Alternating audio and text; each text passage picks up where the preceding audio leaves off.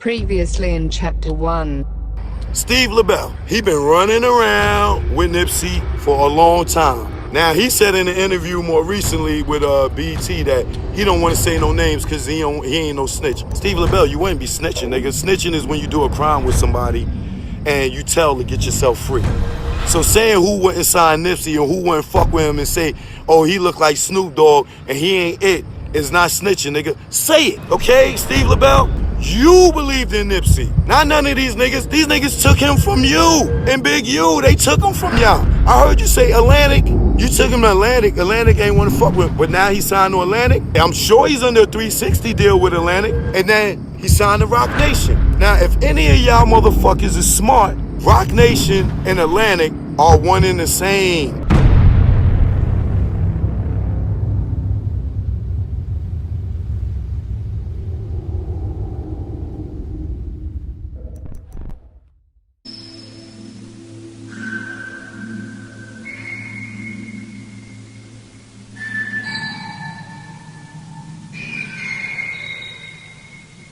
What is leading in this picture? The towers. Wrong, Tiny Rebecca. The towers are straight. Do it again.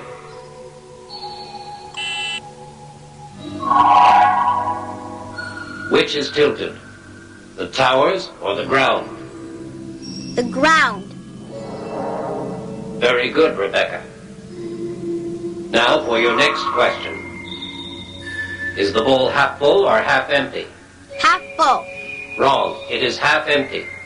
Now repeat after me. Beyond the living crystal, nothing exists. Now repeat after Repeat me. it yourself. Repeat.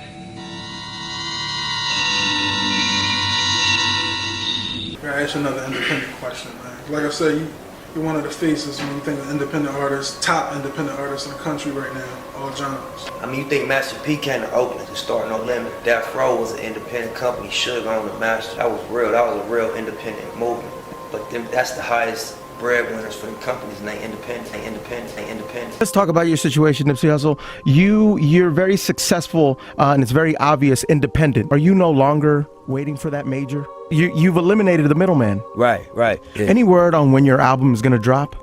Man, what's dope, man, is that as soon as it's finished, you know? Right, no, you get the pick. Yeah, right. It's up to you. That's the beautiful part about the way, you know, we ended up being positioned. Like, we can put it out when it's done. You're independent.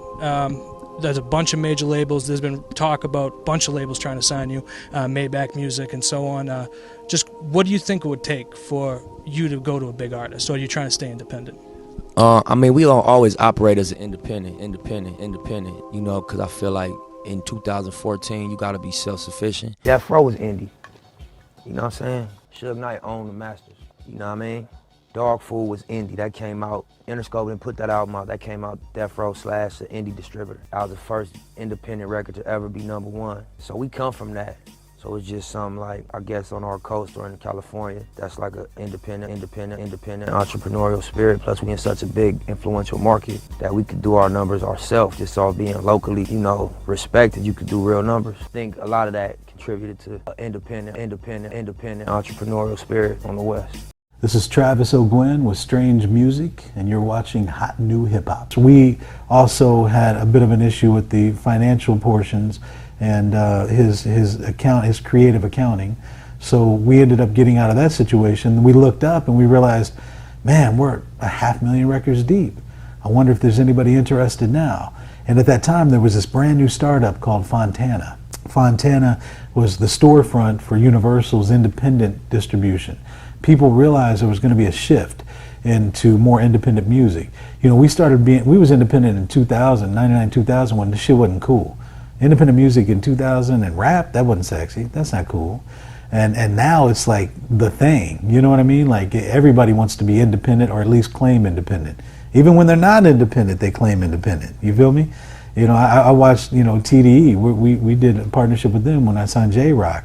And we did a first right of refusal on everybody, Kendrick, Schoolboy, all those guys. And, you know, they even after the deal on Kendrick, nobody knew that he still wasn't wholly independent for quite some time. They didn't know Interscope was in the background. But, you know, independent is that new shit. You broke Nipsey Hussle. How did that all come about? Yeah, I mean, real quick, but as far as Nipsey, you know, me and my partner Big U, you know, from South Central, Big U, the Blue Side, 6-0. You know, we discovered Nipsey. Big U came up from jail, and at the end of the day, you know, Nipsey was doing his thing around the hood, giving out mixtapes, and he's a hustler, and he's a businessman, entrepreneur. Before we met him, he had the Cubans and he had the Rolexes way before, you know, all that everybody else got on that, and no one believed in him. It's facts. Every label laughed. They're like, oh, he looks like Snoop. Oh, he's a 60. You know, 14 years later, everybody's on his dick. You know, but we put a lot of hard work into it. And that was what I was just gonna say. It's most the people hard work. most people would have quit. Yeah, most people are followers, not leaders. I'm a leader, and yeah, most people would quit. You know, now Nipsey's doing his thing, but at the end of the day, there was times when Drake, J. Cole, everybody was calling to work with Nipsey and being around him because he's a real one. So, you know, we put a lot of work into him, broke him through World Star in the streets, and shout out Nipsey Hussle, you know, official, real guy, and he's like my little bro. Check it out, check it out. Now, let's keep it real. Okay, we gotta have a talk about signing to labels, all right? Now, I know a lot of young artists listen to me. Let me tell you off bat, all right? If you sign or if you have to sign to get on, you're signing a sucker deal. Because the labels are realizing you're not popping in these streets. They got to put their money, their energy into you. They're going to give you a 360 and they're going to fuck you like Jerry Sandusky without lube, okay? You have no leverage. You can't even talk to them. It's going to be a whack deal. Now, here's the thing. If you've been independent for a couple of years, you dropped a couple of projects or even a project on your goddamn own, when you talk to the labels, it's a different story. Now, I could only imagine that Nipsey Hussle's aspirations is getting bigger, okay? We see that he's been doing his thing. He's definitely a great entrepreneur. He's dropped a bunch of stuff, like he pioneered a couple of moves in terms of releasing albums. We also saw him open up a bunch of businesses. If you follow him on Instagram, you will see that. But now he's signed to Atlantic Records. I wouldn't pick Atlantic Records. From what I'm hearing, Atlantic Records is fucking basura. Okay, trash. Okay? I never advise an artist to sign to a label, definitely initially. But if you've been 5 years independent, at some point you either gotta accept the fact that this is your peak, this is your ceiling, or you're gonna have to start playing the game, and a lot of times playing the game means signing to these motherfuckers. Basically, man, we don't even have no more independent artists in the game. Everybody's signed. And by the way, the fact that this is announced now gets me to think, how long was this nigga signed before we heard the announcement? And by the way, the fact that this is announced now gets me to think, how long was this nigga signed before we heard the announcement? How long was this nigga signed before we heard the announcement? Steve LaBelle, he been running around with Nipsey for a long time. Now, he said in an interview more recently with BT that he don't want to say no names because he ain't no snitch. Steve LaBelle, you wouldn't be snitching, nigga. Snitching is when you do a crime with somebody and you tell to get yourself free. So saying who wouldn't sign Nipsey or who wouldn't fuck with him and say, oh, he look like Snoop Dogg and he ain't it, is not snitching, nigga. Say it, okay, Steve LaBelle?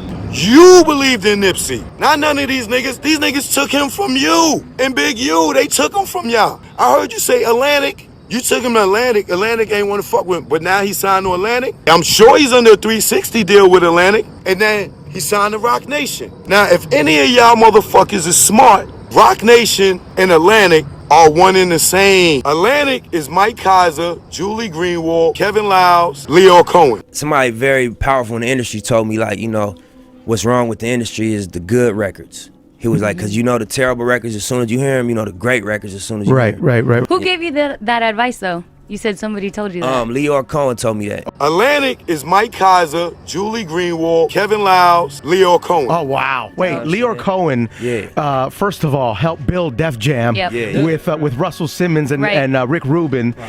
Leo has created many superstars in the game. This kind of person that would know what they're talking about. I mean, he helped Jay-Z. He helped Jay-Z to the next level. You know, I had a talk with Leo. And one of the music mogul. Him and Todd, you know, Todd Moskowitz. And one of the pieces of advice Leo gave me, he was just like, what's wrong with the record industry is the good records. And people don't know the difference between the good and the great records. He was like, it's easy to tell a garbage record.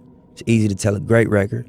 but the good records is confusing. Exactly. Right. Yeah, and it's just you and Leo are just talking about your project. Nah, it was actually Ty Moskowitz. I was having a meeting with Ty. Another one, Jesus. You know what I'm saying? Yeah. Wow. And Ty, Anybody else? Yeah, you know, yeah. had Leo come through and just sit down and, give his opinion on my situation and what made sense. Sure. About a year and a half, 2 years ago. Kevin Lyles, Leo Cohen, they done went over to start 300, whatever, but they still a part of this shit, right? These are the same people who worked with Jay-Z at Rockefeller. This was his distribution people. They worked with him and they pushed all the Jay-Z records. They pushed all the Rockefeller records, right? These are the same people that was the staff for Jay-Z when he became the president of Def Jam, right? Now, me personally, I wouldn't fucking sign to Rock Nation and Atlantic, cause them motherfuckers could talk and do shit that you don't know nothing about. They too smart, they been in bed with each other too long. Kaz and them know so much shit and learn so much shit about the music game. Jay knows so much shit cause he learned cause they fuck with each other. I showed y'all yesterday the paperwork that Nipsey Hussle doesn't own that Marathon store. He doesn't own that building. Put up the paperwork to show y'all. His partner, David A. Gross, he called me because I put the paperwork up and it had his company's address on it and his lawyer's address. He told me he been getting death threats. He hit me in my DM. He said, yo, I'll get on the phone with you. We got on the phone. I sent him my number and we talked. But what he said was, yo, Choke, you know, I researched you. I found out who you are. I know you used to work at Rockefeller. These dudes be out here lying and telling y'all a bunch of lies. And I'm trying to educate y'all. David A. Gross, he told me, Choke, what you saying is a fact. What you saying is true. I do own the company solely. You took him to Atlantic. Atlantic ain't want to fuck with him. But now he signed to Atlantic. I'm sure he's under a 360 deal with Atlantic. And then he signed to Rock Nation. Rock Nation and Atlantic are one and the same. How long was this nigga signed before we heard the announcement?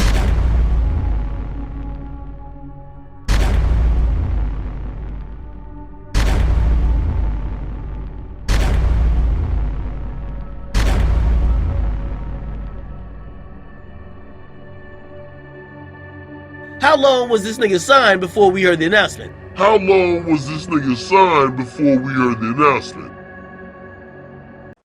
This rumor about him being independent, that's some bullshit. Like motherfuckers idiots. Look, it's motherfuckers idiots. If you scroll down to the iTunes, it says Atlantic Records. We too entertained, can't separate the real from the fake.